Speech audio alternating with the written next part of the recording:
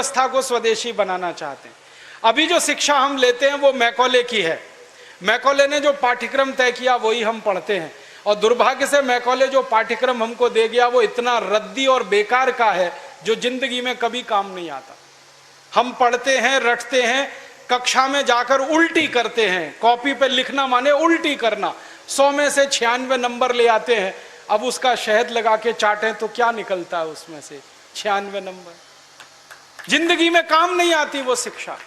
मैं मेरा उदाहरण देता हूं, सालों साल मैंने पढ़ाई की, मेरा जीवन खराब किया। मैं नहीं पढ़ता तो बहुत अच्छा होता।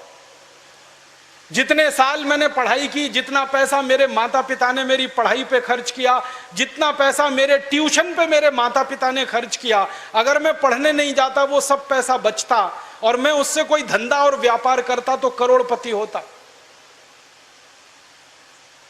क्या पढ़ाई हुई है मेरी? मैंने बचपन में पढ़ा x + y whole square is equal to x square plus 2xy plus y square, x minus Y whole square is equal to x square minus 2xy plus y square. अब मेरे समझ में नहीं आता कि करूं क्या इसका मैं मेरी जिंदगी में।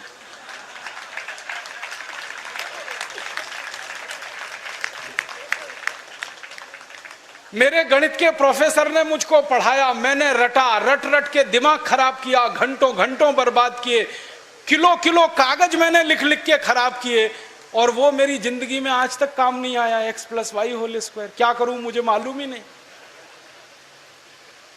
मेरे गणित के प्रोफेसर को एक दिन मैंने कहा कि आपने मुझे ये क्यों पढ़ाया x + y होल स्क्वायर, मेरी जिंदगी में तो काम नहीं आया।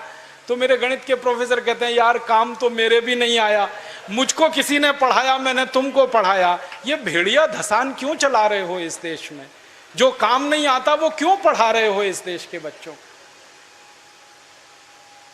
बचपन में मुझे पढ़ाया गया अमेरिका का पहला राष्ट्रपति कौन, क्या करूं इसका?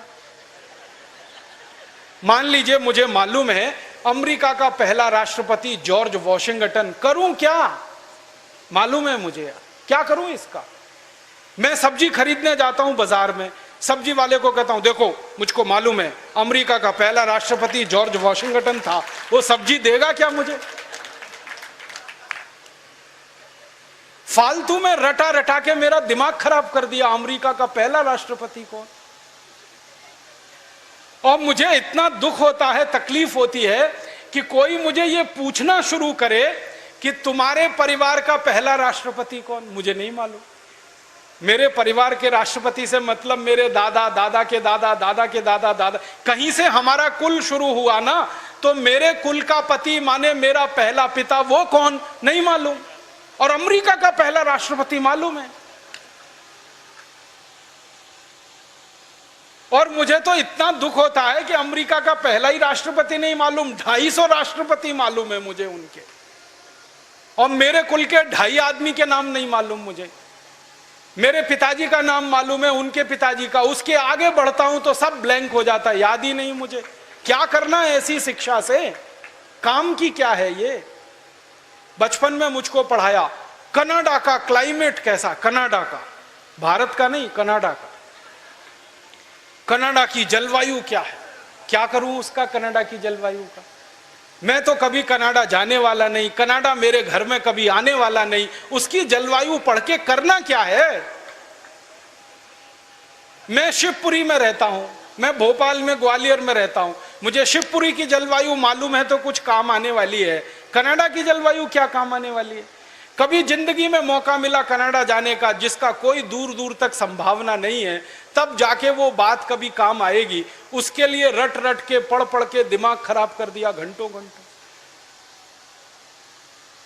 ऐसा फालतू इतिहास पढ़ाया। अकबर बड़ा महान था, होगा, मैं क्या करूं? अकबर महान था, ठीक है, मैं क्या करूं उसका?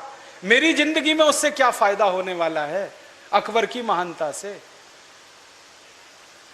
मतलब मैं कहना यह चाहता हूं कि जो ज्ञान हम ले रहे हैं हमारी शिक्षा में, वो जिंदगी में कभी काम नहीं आता। आप ईमानदारी से अपने बारे में एक दिन ये करना, मेरी बात है इसलिए नहीं, आपने जो जो पढ़ा है अपनी जिंदगी में याद करो, उसमें से कितना आपके काम आया। शायद आप 100 का नंबर निकालेंगे तो 5 भी काम नहीं आया, 5% भी काम नहीं आया। जो काम नहीं आया पढ़ा क्यों, फिर रटा क्यों उसको? और आप ऐसे सोचो, दूसरा उल्टा सोचो कि हमने जितना पढ़ा वो कितना हमें याद है। याद उतना ही रहेगा जो रोज काम आता है, बाकी कचरे को दिमाग निकाल के ऐसे ही फेंक देता है। जो याद ही नहीं रहे और काम नहीं आए उसको पढ़ना और पढ़ाना क्यों? तो मैंने सोचा कि शिक्षा व्यवस्था बदलना बहुत जरूरी है। हमारे बच्चों के ऊपर इतना बोझा हो गया है, इस बोझे ने बच्चों को खत्म कर दिया। कभी कभी तो मुझे इतना अफसोस होता है, अखबारों में खबर पढ़ता हूं 12वीं कक्षा का रिजल्ट आया, इतने बच्चों ने आत्महत्या कर ली। क्यों? फेल हो गए। बच्चे थोड़ी फेल हुए हैं, परीक्षा की पद्धति फेल हुई है हमारी, बच्चे फेल नहीं हुए। बच्चों के बारे में तो सारी दुनिया कहती है कि वो तो कच्ची मिट्टी के घड़े के जैसे हैं, जैसा आप शेप दोगे वैसे हो जाएंगे। हमारे बच्चों को हमारे अध्यापक और परीक्षा वाले शेप नहीं दे पाए, इसलिए परीक्षा पद्धति फेल हुई है, बच्चे फेल नहीं हुए। मुझे तो कई बार यह कहने के मन करता है कि बच्चों को फेल करने वाले अध्यापकों को फेल करना चाहिए, क्योंकि उन्होंने पढ़ाया नहीं ठीक से, समझाया नहीं बच्चों को ठीक से। और इस शिक्षा पद्धति में क्या भेड़िया धसान है। 100 में से 90 नंबर लाओ, 99 नंबर लाओ, 98 नंबर लाओ तो आप बहुत होशियार हैं, 33 नंबर लाओ, 30 नंबर लाओ तो आप बिल्कुल बेकार हैं। न्यूटन को तो जिंदगी में कभी भी 30 से ज्यादा नंबर आए नहीं, बेकार है न्यूटन, वो तो सारी दुनिया में पूजा जाता है। कभी फेल, हमेशा ही फेल हुआ, पास ही नहीं हुआ कभी न्यूटन। स्कूल वालों ने निकाल दिया उसको कि हर बार फेल हो जाता है, ये पढ़ने लायक नहीं है। जब स्कूल ने निकाल दिया उसको, तब उसका दिमाग खुल गया और उसने गिरते हुए सेब को देख लिया और उसने गुरुत्वाकर्षण का सिद्धांत दे दिया। जो आदमी स्कूल में फेल हो गया था, अब सारी दुनिया उस पर पीएचडी करती है और उसके गुणगान करती है। माने फेल और पास होने से किसी व्यक्ति के जीवन का कोई लेना देना नहीं। आप आइंस्टाइन की अगर कहानी पढ़ोगे तो आइंस्टाइन तो 9 कक्षा के आगे पढ़ नहीं पाया कभी, निकाल दिया स्कूल ने उसको, क्योंकि वो कुछ और सोचता रहता था। स्कूल ने निकाल दिया और निकालने के बाद सारी दुनिया में E=mc² का जो सिद्धांत दे दिया, सारी दुनिया उसका गुणगान करती है और एक ऐसे आदमी को पूछती है जो स्कूल में 9 क्लास के आगे बढ़ा ही नहीं। मतलब मैं कहना चाहता हूं, 9 पढ़ जाए, 10 पढ़ जाए, 12 पढ़ जाए, 16 पढ़ जाए, इससे कुछ लेना देना नहीं। ज्ञान जो है ना, डिग्रियों से नहीं तौला जाता है। ज्ञान अलग चीज है, डिग्रियां बिल्कुल अलग चीज। मैं तो इसी देश की कहानी देखता हूं। धीरूभाई अंबानी 9 क्लास फेल हो गया, पेट्रोल पंप पे नौकरी करना शुरू किया और रिलायंस नाम का एक एम्पायर खड़ा कर दिया जो सारी दुनिया में 4.5 लाख करोड़ का है। 9 क्लास फेल आदमी 4.5 लाख करोड़ का एम्पायर खड़ा करके छोड़ गया। इसका माने ज्ञान का डिग्री से कोई संबंध नहीं है।